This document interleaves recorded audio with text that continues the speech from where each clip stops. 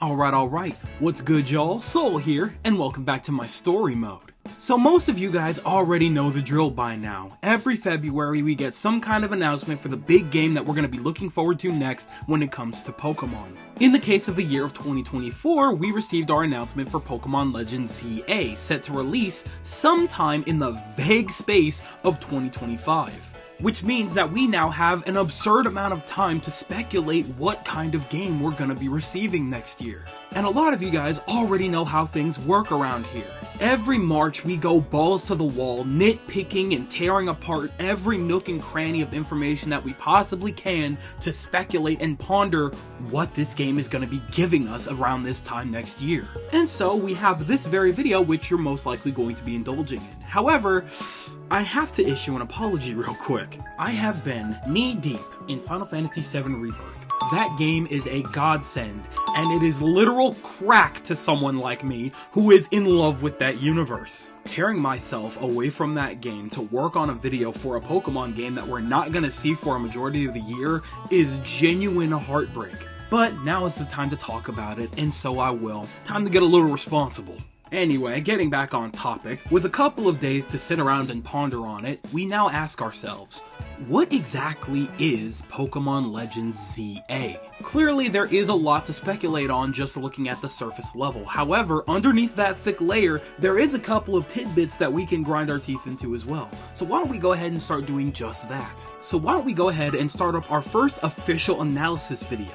Kick back, grab your Coke, grab your milk, mix them both together if you want, I guess, and let's ponder what exactly are we getting from Pokemon Legends Z-A. The first thing to obviously note is that it's a Legends game. The single showing of that title card is what really shifted all of our expectations. Never mind the fact that we're going back to Kalos, but a Legends game 2 years after our very first version in the series?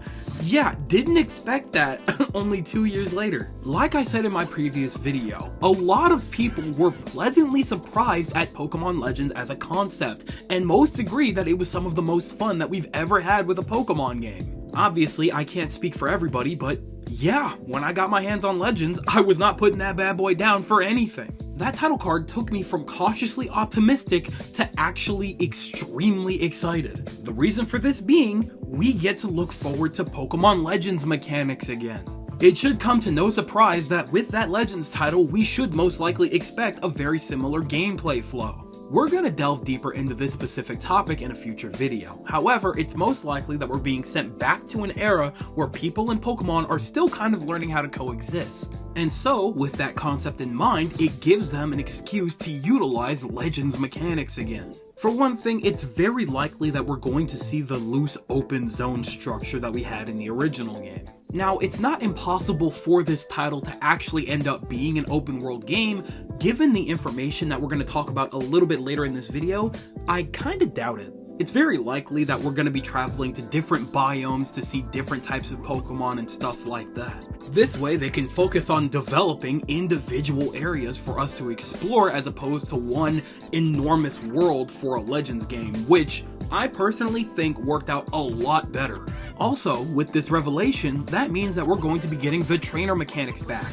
We're most likely going to be able to have overworld Pokemon capturing and battling again, and that's going to feel so nice, especially after Pokemon Scarlet and Violet. There is absolutely no reason in any Pokemon game going forward that we should not be able to catch Pokemon in the overworld without having to battle them first. And I do get it, I understand that that's been a primary mechanic since Generation 1, however, the series has evolved too far to be able to take a step back again. And Legends is living proof of that. We should be able to, just like we did in the previous game, be able to throw berries and different food items to distract the Pokemon, and then throw Pokeballs to try and capture it in the overworld. Obviously, the option to battle the Pokemon to actually lock them in and weaken them so you can have an easier time capturing them would be an option, but because it's a Legends title, we're most likely going to have the option once again to not have to do that. So I'm absolutely looking forward to that. On top of that, like I mentioned a moment ago, because we're in the past and Pokemon don't really trust humans yet,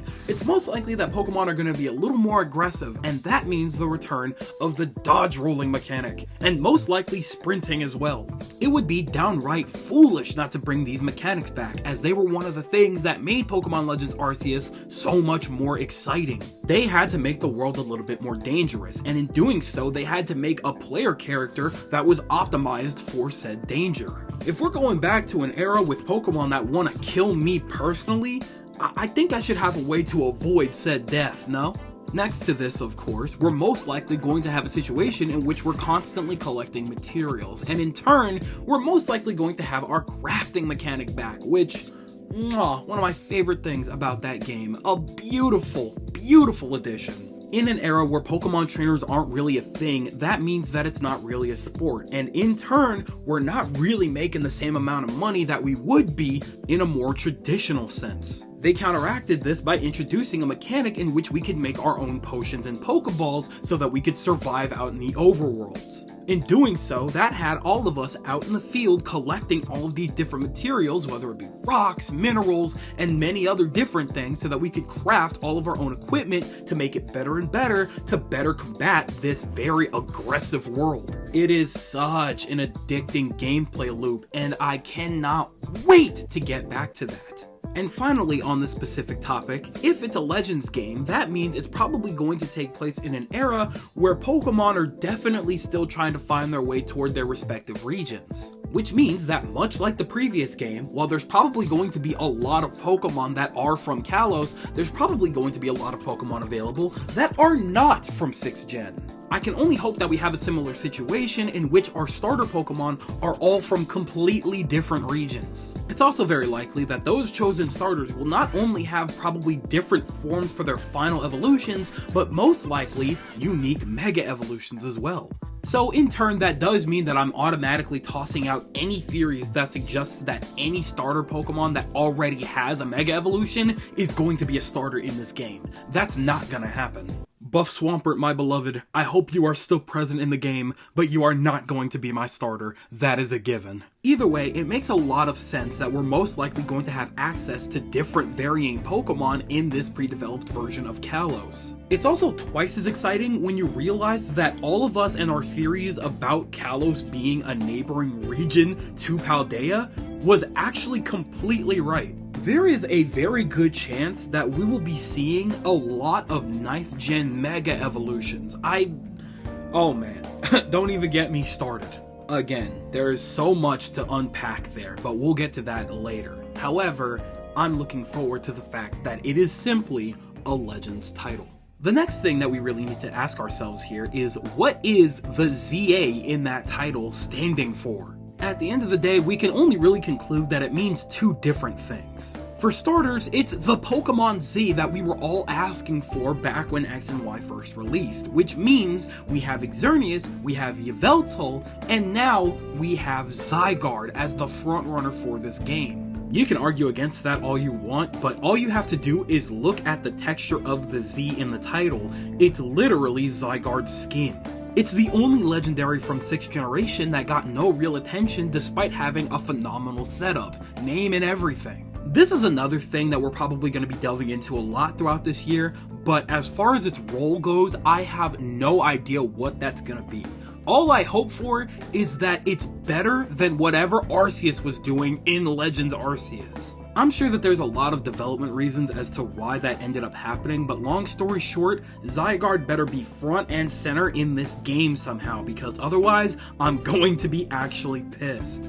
But obviously, Zygarde's most likely going to have a place here. But then you look at the A dashed right next to it, and what the hell is that supposed to stand for? The only other thing that we can come to a conclusion on is that this game's story is most likely going to heavily involve the character AZ from Pokemon X and Y. Now, I'm gonna be completely 100% with y'all. I do not remember that much of the plot from the original Pokemon X and Y because I have not touched that game in close to a decade. So I did have to look it up a little bit, and the long and short of it is, AZ, if you don't remember, is a character that was very minute in Pokemon X and Y. However, he had so much history with the region that he couldn't really be ignored. Okay, get used to me saying this a lot because that's just gonna be this entire month. But in a future video, we will be delving deep into his history and how it might actually affect the story and plot of Pokemon Legends Z-A.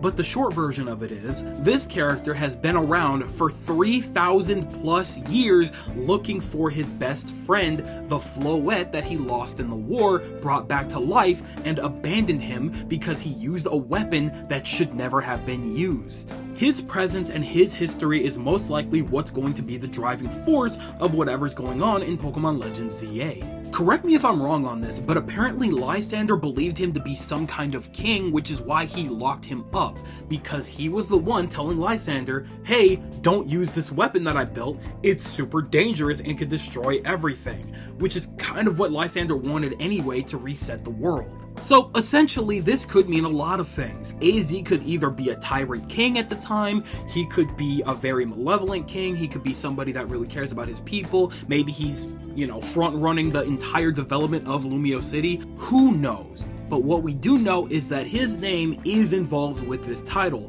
It's just backwards. I really do think that he's gonna be a main character, but we're gonna have to play that one by ear.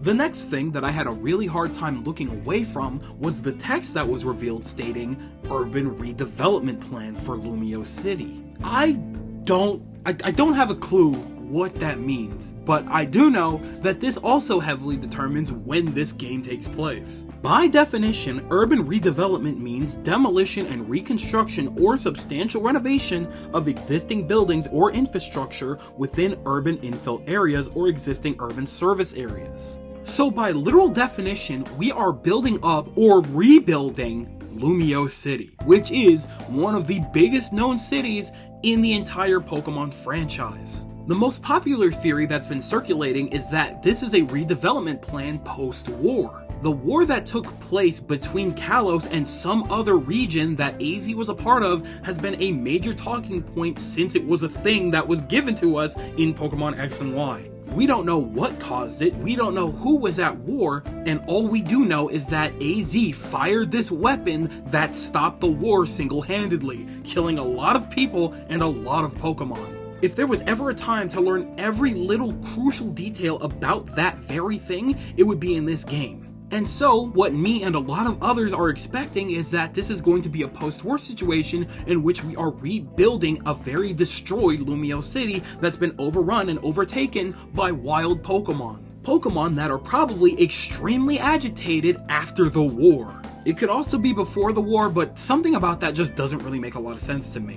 Again, more on this in a future video.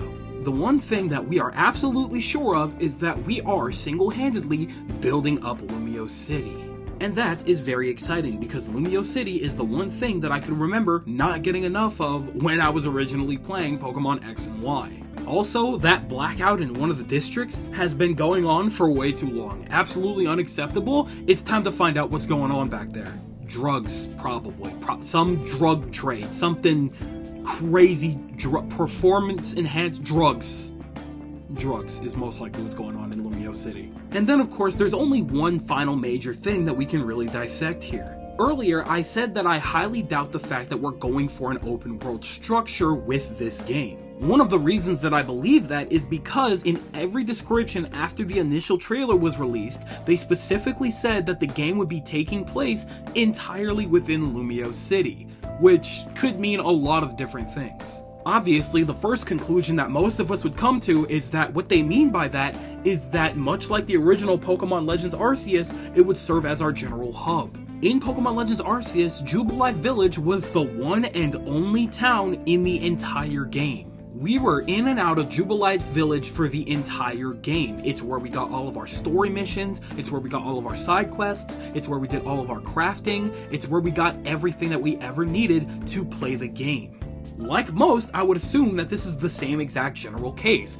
Yeah, Lumiose City would serve as our base of operations. However, we would travel to different areas and different biomes to get access to different Pokemon and different materials to help build up the city. It would make sense because why in the world would we stay in one place the entire time? We have to venture out to get the materials that we need to build the city up. We can't do that in one place. Unless, of course, they did actually mean this literally. Also, like I mentioned earlier, Lumiose City is well known to be one of the biggest cities in the entire Pokemon franchise. So it probably wouldn't be too out there to believe that after an entire frickin' war between two nations, Lumiose City is probably decimated. It would make sense that a lot of our time could be spent inside of Lumiose City, clearing it out of, like, very rampant Pokemon and stuff like that from different sectors of the city before we can start building it up. Right now, it is actually impossible to come to any kind of conclusion